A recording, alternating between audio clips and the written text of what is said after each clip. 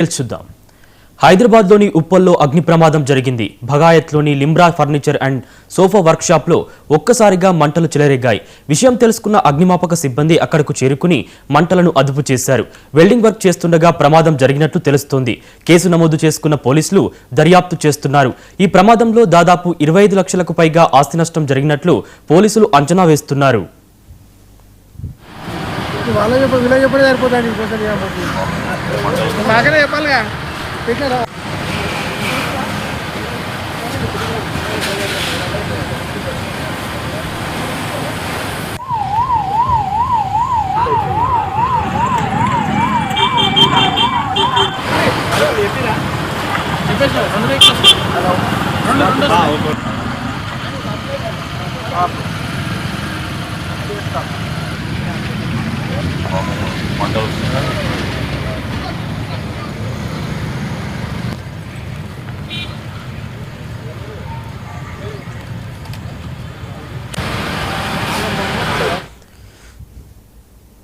పల్నాడు జిల్లా సత్తెనపల్లి వైసీపీలో జరుగుతున్న రాజకీయ పరిణామాలు